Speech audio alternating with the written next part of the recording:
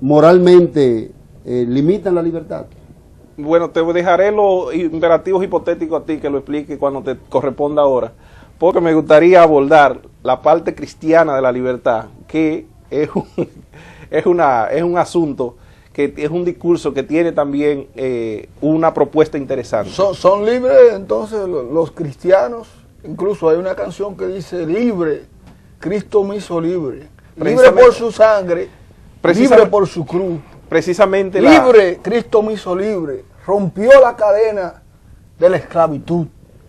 Ya veo que Noel adquirió la libertad precisamente siguiendo los preceptos cristianos. El cristianismo precisamente habla de que nadie se hace libre si no sigue los caminos de Dios o los caminos de Jehová en la terminología de ellos. O sea, esa es la condicionante que se pone para ser libre. Para ser libre. Conoceréis la verdad y la verdad os hará libre. Sí, eso dice Juan, pero en esencia nadie quiere la libertad, aunque lo diga el kantiano, aunque lo diga el existencialista, aunque lo diga cualquier filosofía. Según el cristiano, la libertad está en seguir en los caminos del Señor. Como contraparte del cristiano, de la propuesta cristiana de libertad, también tenemos que abordar la parte nihilista. El nihilismo, o la filosofía que cultiva Nietzsche, habla de la libertad. ¿Y qué dice Nietzsche?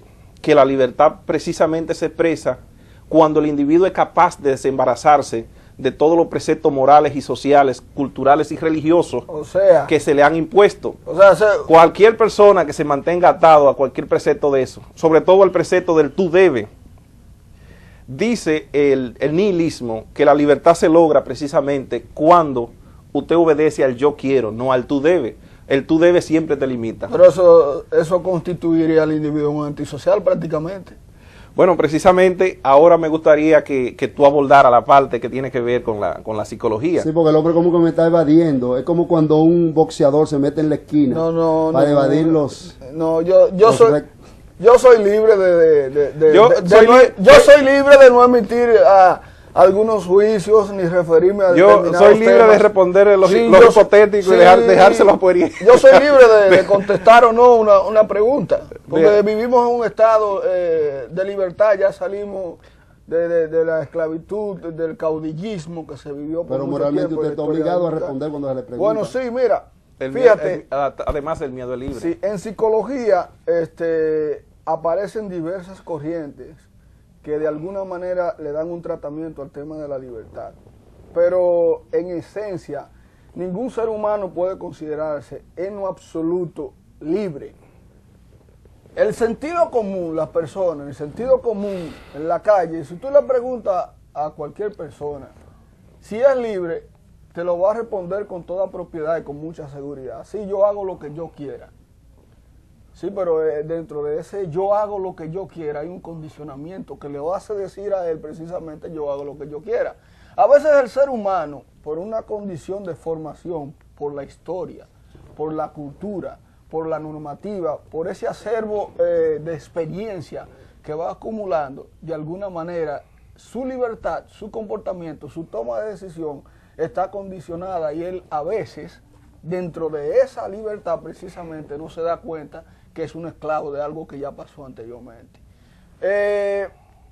Precisamente, y tenemos que mencionarlo en la mayoría de los programas, porque para nosotros como psicólogos tenemos referentes paradigmáticos en los cuales nos basamos para dar una explicación sobre un fenómeno conductual. En este caso, Sigmund Freud, que condiciona mucho, y la teoría de Sigmund Freud es muy criticada por el hecho que es determinista. Le atribuye el comportamiento humano, en su gran mayoría, ese repertorio de conducta a impulsos inconscientes que tiene el ser humano, que lo hace comportarse de una manera a veces que ni él mismo puede dar una explicación a esto. Sin embargo, el conductismo, que es una escuela psicológica norteamericana que habla del ambiente que rodea al individuo, que es lo que determina la respuesta que él pueda dar ante determinadas situaciones. O sea, el ser humano como tal no es libre en esencia, sino que está condicionado por los estímulos sociales que constituyen el ambiente en el cual él se desarrolla. Pero fíjate que él con mucha propiedad dice yo soy libre, pero de una manera u otra, para él dar ese punto de vista, ha sido tomando como referencia algunos modelos que tiene. Mira, es tan así que en ocasiones uno no se da cuenta cuando está actuando uno, cuando está actuando el referente de su padre, cuando está actuando el referente de su madre, cuando está actuando el modelo de su tío o de su compañero, o aquel mentor que uno toma, o aquella persona que uno toma como figura para desarrollar su propia personalidad. Entonces, de hecho, la psicología transaccional te habla del juego que el individuo tiene internamente con lo que es su yo adulto, su yo niño, y con lo que es su yo padre. O sea, tú tienes una historia marcada por aquellos modelos que tu padre te presentó, y en ocasiones tú te comportas no en base a lo que tú eres, sino en base al modelo que tú tienes anterior. Pero hay una de las teorías que más me gusta, porque son de las teorías menos deterministas. Está la teoría humanista existencialista, sobre todo el planteamiento que hace, no en este caso filosófico, sino en el caso psicológico, que es el de Carl Rogers, que hace una extrapolación o se lleva del contexto filosófico la teoría fenomenológica o existencial a lo que se llama, el ser humano tiene una condición, tiene una voluntad para él a actuar, buscarle solución a su problema desde su propio interior. O sea, él tiene libertad de elegir, él tiene libertad de encaminar sus esfuerzos a conseguir la meta que él se proponga.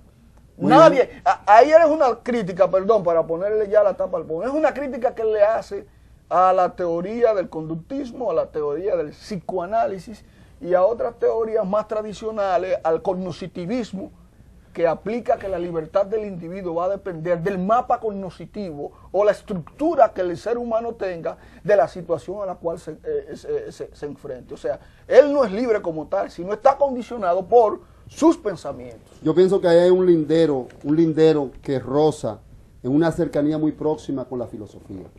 Así es. Cuando se trata del problema de la conciencia, yo creo que aquí tenemos... A mí me gustaría hacerte una pregunta, ya que sí, pero... tú eres un hombre que pregunta y quiero ver responder a Poirier. ¿Tiene miedo? Sí, pero... ¿Tiene miedo? Me gustaría ver qué me dice Poirier sobre el concepto. ¿Existe la libertad? Bueno, sin ser escéptico y sin ser relativista, yo diría que la libertad absoluta no existe.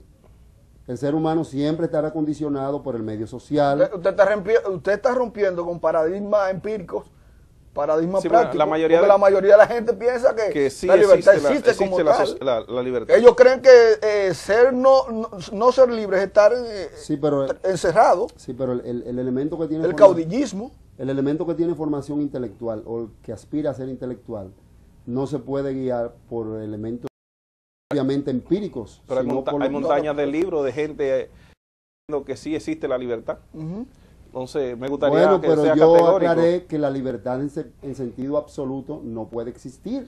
No se puede definir. La libertad siempre será relativa, siempre estará condicionada por los factores sociales y por factores internos. Ya usted estuvo analizando la parte psicológica, o sea, existe la coerción interna y existe la coerción externa, el profesor lo conoce, profesor que es especialista en ética.